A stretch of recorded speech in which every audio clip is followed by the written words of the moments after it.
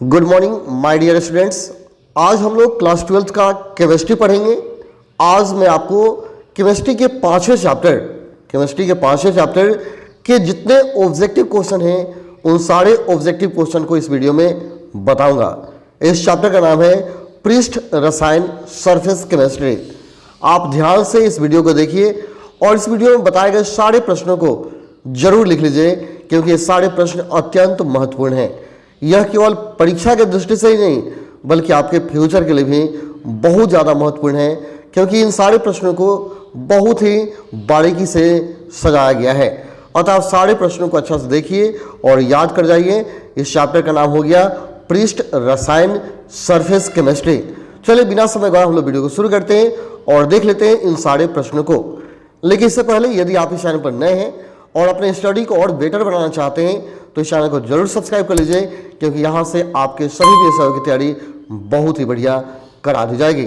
चलिए वीडियो को शुरू करते हैं और देख लेते हैं इस चैप्टर के सभी मोस्ट इंपॉर्टेंट ऑब्जेक्टिव क्वेश्चंस को।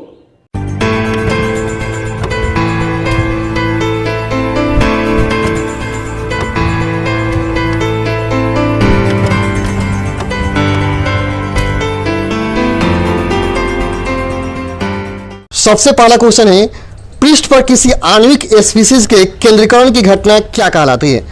पृष्ठ पर किसी आणविक स्पीशीज के केंद्रीकरण की घटना क्या कहलाती है? ऑप्शन है अवशोषण, दूसरा अधिशोषण, तीसरा संगुणन, चौथा इनमें से कोई नहीं। तो आपका आंसर होगा ऑप्शन नंबर बी, अधिशोषण कहलाता है, अधिशोषण। ठीक है। अगला, पदार्थ जिसके पृष्ठ पर अधिशोषण घटित होता है क्या कहलाता है? यानी जिसके पृष्ठ पर अधिशोषण की क्रिया होती है उस पदार्थ को क्या कहेंगे?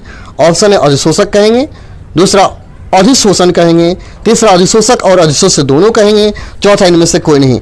तो आपका आंसर होगा ऑप्शन नंबर ए, अधिशोषक। यानी जिसके पृष्ठ पर अधिशोषण की क्रिया होती है उसे अधिशोषक कहा जाता है। ठीक है, आपका ऑप्शन नंबर ए सही है। अगला, अधिशोषण की प्रक्रिया होती है, आपको बताना है कि अधिशोषण की प्रक्रिया जो है वो कौन सी क्रिया है। ऑप्शन है ऊष्माक्षेपीय, दूसरा ऊष्माशोषीय, तीसरा ऊष्माक्षेपी और ऊष्माशोषी दोनों, चौथा इनमें से कोई नहीं। तो आपका आंसर होगा ऑप्शन नंबर ए, ऊष्माक्षेपी प्रक्रिया है। अधिशोषण एक ऊष्माक्षेपी प्रक्रिया है। अगला, अधिशोषण जिसमें अधिशोषक एवं अधिशोष्य मुक्त संयोजकता द्वारा संगलन होते हैं क्या कहलाता है? ऑप्शन है भौतिक अधिशोषण, दूसरा रासायनिक अधिशोषण, तीसरा अवशोषण, चौथा इनमें से कोई नहीं। तो आपका आंसर होगा ऑप्शन नंबर बी, रासायनिक अधिशोषण कहलाता है। अगला, रासायनिक अधिशोषण की अधिशोषण उष्मा भौतिक अधिशोषण की अधिशोषण उष्मा की अपेक्षा होता है। ऑप्शन है कम, अधिक, कम और अधिक दोनों, चौथा इनमें से कोई नहीं। तो आपका आंसर होगा ऑप्शन नंबर बी, अधिक होता है, अधिक होता है। ठीक है। अगला, उत्प्रेरक अभिक्रिया के दर को बढ़ाता है, उत्प्रेरक अभिक्रिया के दर को किस अवस्था में बढ़ाता है? ऑप्शन दिया एंथैल्पी को घटाकर, दूसरा आंतरिक ऊर्जा को कम करके, तीसरा सक्रिय ऊर्जा को घटा करके, चौथा सक्रिय ऊर्जा को बढ़ा करके। तो आपका आंसर होगा ऑप्शन नंबर सी, सक्रिय ऊर्जा को घटा करके। अगला क्वेश्चन है, जैव उत्प्रेरक जो है वो क्या होता है ये बताना है। तो ऑप्शन है एक एंजाइम होता है, दूसरा एक कार्बोहाइड्रेट है, तीसरा एक अमोनो अम्ल है यानी अमीनो अम्ल है, और चौथा एक नाइट्रोजन युक्त क्षार है। तो आपका आंसर हो जाएगा एक एंजाइम है। जितने जैव उत्प्रेरक हैं वे सब के सब एक प्रकार के एंजाइम होते हैं। यहाँ जैव पढ़िएगा, वो जैव लिखा गया। ठीक है, जैव उत्प्रेरक। ठीक है। अगला क्वेश्चन है, उत्प्रेरक की क्रियाशीलता निर्भर करती है, आपको बताना है कि उत्प्रेरक की क्रियाशीलता किस पर निर्भर करती है। ऑप्शन है द्रव्यमान पर, दूसरा विलेयता पर, तीसरा कणों के आकार पर, चौथा इनमें से कोई नहीं। तो आपका आंसर हो जाएगा ऑप्शन नंबर सी, कणों के आकार पर उत्प्रेरक की क्रियाशीलता निर्भर करती है। अगला, ग्रिग्नार्ड अभिकर्मक निर्माण में प्रयुक्त उत्प्रेरक है, यानी ग्रिग्नार्ड अभिकर्मक के निर्माण में किस उत्प्रेरक का उपयोग किया जाता है? ऑप्शन है आयोडीन चूर्ण का, दूसरा आयरन चूर्ण का, तीसरा मैग्नीज ऑक्साइड का, चौथा सक्रिय चारकोल का। तो आपका आंसर हो जाएगा ऑप्शन नंबर ए, आयोडीन चूर्ण का उपयोग किया जाता है। अगला, सूक्ष्म विभाजित उत्प्रेरक अधिक प्रभावी होता है क्योंकि? सूक्ष्म विभाजित उत्प्रेरक अधिक प्रभावी होता है क्योंकि आप पढ़े भी होंगे कि जब उत्प्रेरक को छोटे छोटे चूर्ण के रूप में कर देते हैं तो उसकी क्रियाशीलता बढ़ जाती है। तो ऐसा क्यों होता है ये बताना है। ऑप्शन ए, कम पृष्ठ क्षेत्रफल उपलब्ध होता है, जो कि गलत है। बी है अधिक सक्रिय केंद्र बनता है, तीसरा अणुओं की सीमित संख्या होती है, चौथा पृष्ठ क्षेत्रफल बढ़ जाता है। तो आपका आंसर हो जाएगा ऑप्शन नंबर बी, अधिक सक्रिय केंद्र बनता है। और दूसरे भी याद रखें, आपका ऑप्शन नंबर डी भी सही है, पृष्ठ क्षेत्रफल भी बढ़ जाता है, इस कारण से वो ज्यादा प्रभावकारी हो जाता है। तो बी और डी दोनों आपका आंसर सही है। ठीक है, अगला एंजाइम के संदर्भ में असत्य है, यानी एंजाइम के बारे में क्या गलत है ये बताना है। ऑप्शन है ए कोलाइडी अवस्था में होते हैं, दूसरा ए उत्प्रेरक होते हैं, तीसरा ए किसी भी अभिक्रिया को उत्प्रेरित कर सकते हैं, चौथा एंटीजन एक एंजाइम है, एंटीजन एक एंजाइम है। तो यहाँ आपका आंसर हो जाएगा ऑप्शन नंबर सी, यह किसी भी अभिक्रिया को उत्प्रेरित कर सकते हैं। तो एंजाइम उत्प्रेरक का यह विशेषता है कि किसी भी अभिक्रिया में ये लागू हो जाते हैं और उसको उत्प्रेरित कर सकते हैं। ठीक है, ऑप्शन सी सही है। अगला, बादल निम्न में से किसका उदाहरण है? बादल किसका उदाहरण है? ठोस का गैसीय मिश्रण, दूसरा द्रव का गैसीय मिश्रण, तीसरा द्रव का ठोस मिश्रण, चौथा ठोस का द्रव मिश्रण। तो आपका आंसर हो जाएगा ऑप्शन नंबर बी, द्रव का गैस में मिश्रण, इसका उदाहरण है आपका बादल। अगला, निम्न में से कोलाइडी कणों का आकार होता है, यानी कोलाइडी के कणों का आकार कितना होता है? आप जानते हैं कि जो निलंबन होता है, वास्तविक विलयन होता है, कोलाइडी होता है, इसमें प्रत्येक विलयन में कणों का अपना आकार होता है, जिसमें आपको बताना है कि कोलाइडी कणों का आकार क्या होता है। ऑप्शन 10 के पावर -7 से 10 के पावर -9 सेंटीमीटर, दूसरा 10 के पावर -9 से 10 के पावर 11 सेंटीमीटर, तीसरा 10 के पावर -5 से 10 के पावर -7 सेंटीमीटर, और चौथा 10 के पावर -2 से 10 के पावर -3 सेंटीमीटर। तो आपका आंसर होगा ऑप्शन नंबर सी, 10 के पावर -5 से 10 के पावर -7 सेंटीमीटर, यह कोलाइडी कणों का आकार होता है। ठीक है, अगला, निम्न में से कौन टिंडल प्रभाव नहीं दिखाता है? इनमें से कौन है जो टिंडल प्रभाव नहीं दिखाता है, ये बताना है। ऑप्शन है सस्पेंशन, दूसरा इमल्सन, तीसरा शर्करा विलयन, चौथा स्वर्ण विलयन। तो आपका आंसर हो जाएगा ऑप्शन नंबर सी, शर्करा विलयन, यह टिंडल प्रभाव नहीं दिखाता है। ठीक है, अगला, सीएमसी पर सतह कण, सीएमसी पर सतह कण, ऑप्शन है अवघटित हो जाता है, दूसरा पूर्णतः विलय हो जाता है, तीसरा संगठित हो जाता है, चौथा पृथक हो जाता है। तो आपका आंसर होगा ऑप्शन नंबर सी, संगठित हो जाता है। सीएमसी पर सतह का कण संगठित हो जाते हैं। ठीक है, अगला, ब्रेडिंग आर्क विधि द्वारा किसका कोलाइडी विलयन नहीं बनाया जा सकता है? ब्रेडिंग आर्क विधि द्वारा किसका कोलाइडी विलयन नहीं बनाया जा सकता है? ऑप्शन है पीटी का, दूसरा एफई का, तीसरा एजी का, चौथा एयू का। तो आपका आंसर होगा ऑप्शन नंबर बी, लोहा का, यानी एफई का आप क्या करेंगे, कोलाइडी विलयन ब्रेडिंग आर्क विधि से नहीं बना पाएंगे। ठीक है, लोहा का। अगला क्वेश्चन है, कोलाइडी में व्यास का परास है, यानी कोलाइडी में जो व्यास होता है, कोलाइडी कणों का जो व्यास होता है, आकार होता है, उसके व्यास का परास क्या होता है? 1 से 100 nm, nm का मतलब नैनोमीटर है, 1 से 1000 nm, तीसरा 1 से 100 सेंटीमीटर, और चौथा है 1 से 100 मीटर। तो आपका आंसर होगा ऑप्शन नंबर बी, 1 से 1000 नैनोमीटर। ठीक है, यह व्यास होता है, उसका परास इसके बीच ही होगा। ठीक है, स्वर्ण संख्या सबसे कम होता है, स्वर्ण संख्या सबसे कम किसका होता है ये बताना। ऑप्शन है जिलेटिन में, अंडे के एल्युमिनी में, दूसरा गोंद में, तीसरा स्टार्च में। तो आपका आंसर होगा ऑप्शन नंबर ए, जिलेटिन में स्वर्ण संख्या सबसे कम होता है। अगला, कोहरा निम्न में से किस प्रकार के कोलाइडल सिस्टम का उदाहरण है? जो कोहरा कुहासा होता है, किस प्रकार के कोलाइडी विलयन का उदाहरण है, ये आपको बताना है। ऑप्शन है गैस का द्रव विलयन, दूसरा द्रव का गैस विलयन, तीसरा ठोस का द्रव विलयन, और चौथा द्रव का द्रव विलयन। तो आपका आंसर होगा ऑप्शन बी, द्रव का गैस विलयन है कोहरा या कुहासा। अगला, निम्न में हाइड्रोफोबिक कोलाइडी है। याद रहे कि कोलाइडी दो प्रकार का होता है, एक हाइड्रोफिलिक होता है, एक हाइड्रोफोबिक होता है। तो आपको बताना है कौन हाइड्रोफोबिक है। ऑप्शन है स्टार्च, दूसरा जिलेटिन, तीसरा गोंद, और चौथा सल्फर। तो आपका आंसर होगा option number D, sulphur hydrophobic है। ठीक है, अगला, किसके द्वारा दूध को कुछ समय के लिए सुरक्षित किया जा सकता है? यानी किसके द्वारा दूध को कुछ समय के लिए सुरक्षित किया जा सकता है? ऑप्शन है फॉर्मिक एसिड विलयन द्वारा, दूसरा फॉर्मल्डिहाइड विलयन द्वारा, तीसरा एसिटिक एसिड विलयन द्वारा, चौथा एस्टल्डिहाइड विलयन द्वारा। फिर से ऑप्शन सुन लीजिए, फॉर्मिक एसिड द्वारा, दूसरा फॉर्मल्डिहाइड द्वारा, तीसरा एसिटिक एसिड द्वारा, चौथा एस्टल्डिहाइड द्वारा। तो आपका आंसर होगा ऑप्शन नंबर बी, फॉर्मल्डिहाइड के द्वारा। ठीक है, हम दूध को कुछ समय के लिए सुरक्षित रख सकते हैं। अगला, खाद्य संरक्षण में प्रयुक्त पोटेशियम मेटासल्फाइड है। खाद्य संरक्षण में प्रयुक्त पोटेशियम मेटासल्फाइड है। ऑप्शन ए बी समांगी उत्प्रेरक है, दूसरा समांगी उत्प्रेरक है, तीसरा ऋणात्मक एसिड विलयन है, चौथा धनात्मक उत्प्रेरक है।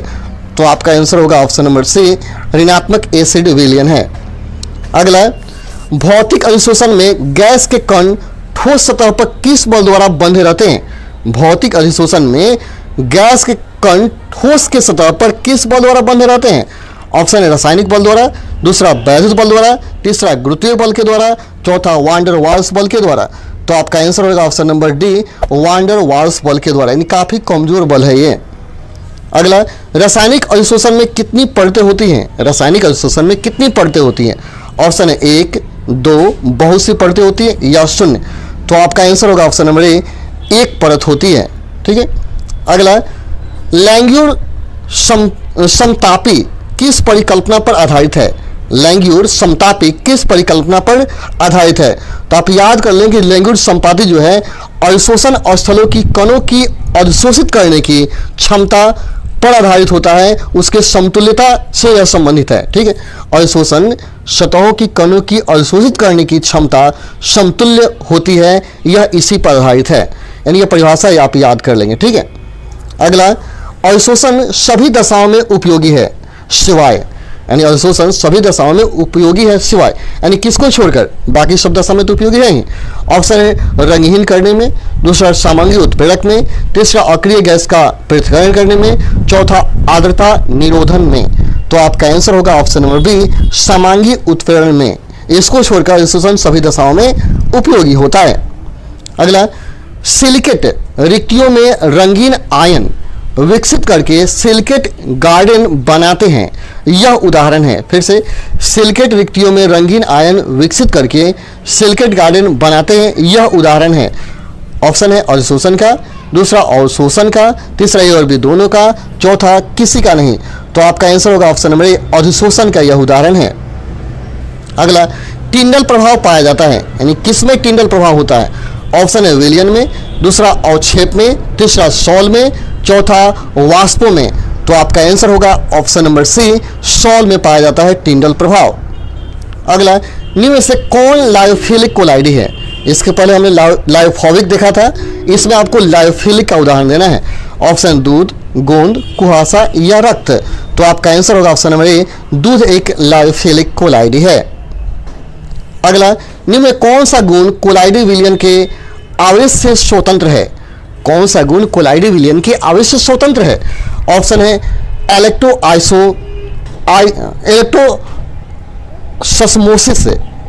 इलेक्ट्रोसस्मोसिस, दूसरा टिंडल प्रभाव, तीसरा स्कंदन, चौथा वैद्युत कण संचालन। यानी कौन कोलाइडी विलयन के आवेश से संबंधित है, स्वतंत्र है। तो आपका आंसर होगा ऑप्शन नंबर बी, टिंडल प्रभाव, टिंडल प्रभाव।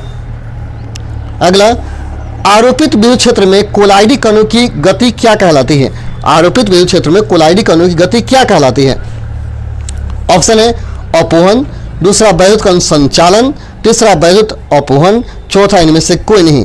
तो आपका आंसर हो जाएगा ऑप्शन नंबर बी, वैद्युत कण संचालन। वैद्युत कण संचालन कहलाता है आरोपित विद्युत क्षेत्र में कोलाइडी कणों की गति, वैद्युत कण संचालन कहलाता है। कोलाइडी घोलों का शुद्धिकरण किसके द्वारा किया जाता है। कोलाइडी घोलों का शुद्धिकरण किसके द्वारा किया जाता है। ऑप्शन है छानना, केंद्रापसरण, तीसरा डायलिसिस, चौथा ओस्मोसिस। तो आपका आंसर होगा ऑप्शन नंबर सी, डायलिसिस के द्वारा कोलाइडी घोलों का शुद्धिकरण किया जाता है। अगला, दूध एक उदाहरण है। दूध किसका उदाहरण है। ऑप्शन है झाग का, पायस का, जेल का या एटोसॉल का। तो आपका आंसर होगा ऑप्शन नंबर बी, पायस का उदाहरण है दूध। एंड दूध क्या है, पानी में तेल का पायस है, याद कर लेंगे, पानी में तेल का पायस है। द्रव में किसी द्रव के परिक्षेपण कहलाता है। द्रव में किसी द्रव का परिक्षेपण क्या कहलाता है। ऑप्शन जेल, सेन, पायस या एरोसॉल।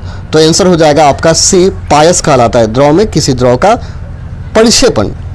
अगला, धनात्मक सॉल के स्कंदन के लिए सर्वाधिक प्रभावी पदार्थ है। धनात्मक सॉल के स्कंदन के लिए सर्वाधिक प्रभावी पदार्थ कौन है? तो आप याद कर लें, आपका ऑप्शन नंबर ए सही है, K4FeCN6। ठीक है, यह जटिल आयन है K4FeCN6। ठीक है, अगला, किसी स्कंदन का प्रभाव निर्भर करता है, किसी स्कंदन का प्रभाव निर्भर करता है किस पर? ऑप्शन है संयोजकता के चिन्ह पर, दूसरा संयोजकता तथा आवेश के चिन्ह पर, तीसरा आवेश के चिन्ह पर, चौथा आकार पर। तो आपका आंसर होगा ऑप्शन नंबर बी, संयोजकता तथा आवेश के चिन्ह पर। अगला, ठोस पदार्थ पर किसी द्रव का परिक्षेपण क्या कहलाता है? ठोस पदार्थ पर किसी द्रव का परिक्षेपण क्या कहलाता है? ऑप्शन है सॉल, दूसरा जेल, तीसरा पायस, चौथा फोम। तो आपका आंसर हो जाएगा ऑप्शन नंबर बी, जेल कहलाता है, जेल कहलाता है। अगला, बादल, कुहरा, कुहासा, द्रव गैस, कोलाइडी एरोसोल है। धूम किस प्रकार का कोलाइडी तंत्र है? आपको बताएं धूम किस प्रकार कोलाइडी तंत्र है। ऑप्शन है ठोस गैस का, दूसरा गैस द्रव का, तीसरा द्रव गैस का और चौथा गैस ठोस का। तो आपका आंसर हो जाएगा ऑप्शन नंबर ए, ठोस गैस का। ठीक है, अगला, द्रव विरोधी कोलाइडी कहलाता है। द्रव विरोधी कोलाइडी क्या कहलाता है? ऑप्शन है उत्क्रमणीय कोलाइडी, दूसरा अनुत्क्रमणीय कोलाइडी, तीसरा हाइड्रोसोल, चौथा इनमें से कोई नहीं। तो आपका आंसर हो जाएगा ऑप्शन नंबर बी, अनुत्क्रमणीय कोलाइडी। अगला क्वेश्चन है, कोलाइडी है, आपको बताना है कोलाइडी क्या है? यूरिया है, रक्त है, चीनी है, इनमें से कौन कोलाइडी है? तो आपका आंसर होगा ऑप्शन नंबर बी, रक्त एक प्रकार का कोलाइडी है। ठीक है, तरल कोलाइडी विलयन है रक्त। अगला, किसी अभिक्रिया में उत्प्रेरक, किसी अभिक्रिया में उत्प्रेरक क्या करता है? तो आप याद करें, अभिक्रिया में जो उत्प्रेरक क्या होगा? अभिक्रिया के वेग को परिवर्तित करता है, सक्रिय ऊर्जा को घटाता है, अभिक्रिया के अंत में रासायनिक दृष्टिकोण से अपरिवर्तित करता है। सब का सब इसमें सही है। ठीक है, अगला क्वेश्चन है, किस प्रकार की धातुएं प्रभावी उत्प्रेरक बनाती है? यानी किस प्रकार की धातुएं प्रभावी उत्प्रेरक बनाती है? ऑप्शन है क्षार धातुएं, दूसरा संक्रमण धातुएं, तीसरा क्षारीय धातुएं, चौथा रेडियो सक्रिय। तो आपका आंसर हो जाएगा ऑप्शन नंबर बी, सक्रिय धातुएं यानी संक्रमण धातुएं, यह प्रभावी उत्प्रेरक बनाती है। ठीक है, अगला, तापक्रम के बदलाव के प्रति संवेदनशील उत्प्रेरक है। तापक्रम के बदलाव के प्रति संवेदनशील उत्प्रेरक कौन है, ये बताना आपको। ऑप्शन है TnO2, दूसरा PT, तीसरा जाइमेज और चौथा NI। तो आपका आंसर हो जाएगा ऑप्शन नंबर सी, जाइमेज। ठीक है, अगला, ग्लिसरॉल, ग्लिसरीन चाहे ग्लिसरॉल कहिए, की उपस्थिति में H2O2 का अपघटन मंद हो जाता है। ग्लिसरॉल क्या है? यानी ग्लिसरॉल जब रहता है तो वहाँ H2O2 का जो अपघटन है वह क्या होता है? धीमे गति से होने लगता है। तो आप याद रहे कि जो ग्लिसरॉल है वह ऋण उत्प्रेरक का काम करता है। तो यहाँ क्या है? ऑप्शन है 20, इसके बाद संदमक, दूसरा वर्धक, तीसरा तीनों में से सभी। तो आपका आंसर होगा ऑप्शन नंबर बी, यह संदमक है। आप इसको याद कर लें, यह ऋण उत्प्रेरक भी कहलाता है क्योंकि अभिक्रिया गति को स्वतः कम कर देता है। ठीक है, ऋण उत्प्रेरक या संदमक कहिए। अगला, प्लैटिनम उत्प्रेरक के लिए 20 का कार्य करता है। प्लैटिनम उत्प्रेरक के लिए 20 का कार्य करता है। तो आप याद कर लें, प्लैटिनम उत्प्रेरक के लिए आर्सेनिक का जो ऑक्साइड होता है वह 20 का काम करता है क्योंकि यह भी अभिक्रिया के वेग को घटाता है। अगला, निम्न से कौन हाइड्रोजन गैस को अवशोषित करता है? कौन हाइड्रोजन गैस को अवशोषित करता है? ऑप्शन है सक्रिय चारकोल, दूसरा सिलिका जेल, तीसरा प्लैटिनम ब्लेड, चौथा लौह चूर्ण। तो आपका आंसर होगा option number C, platinum blade. अगला क्वेश्चन है, हाइड्रोफिलिक कोलाइडी सॉल है। हाइड्रोफिलिक कोलाइडी सॉल कौन है? ऑप्शन है बेरियम सल्फेट का सॉल, दूसरा आर्सेनिक सल्फाइड का सॉल, तीसरा स्टार्च विलयन, चौथा सिल्वर क्लोराइड का सॉल। तो आपका आंसर होगा ऑप्शन नंबर सी, स्टार्च का विलयन। अगला, धनावेशित सॉल है। धनावेशित सॉल कौन है? तो आप याद कर लें, धनावेशित सॉल जो है वह प्रबल अम्लीय विलयन में जिलेटिन जो होता है वह धनावेशित सॉल होता है। ठीक है, अगला है, निम्न से किस धातु का सॉल ब्रेडिंग आर्क विधि से नहीं बनाया जा सकता है? किस धातु का सॉल जो ब्रेडिंग आर्क विधि है उससे हम नहीं बना सकते हैं? ऑप्शन है Cu, K, Au या PT। तो आपका आंसर हो जाएगा ऑप्शन बी, K का जो सॉल है हम ब्रीडिंग आर्क विधि से नहीं बना सकते हैं। तो चलिए गाइज, आज हम लोग इतना ही खत्म करते हैं, इतना ही रहने देते हैं, फिर मिलते हैं हम लोग अगले वीडियो में। तब तक के लिए धन्यवाद। जय हिंद, जय भारत।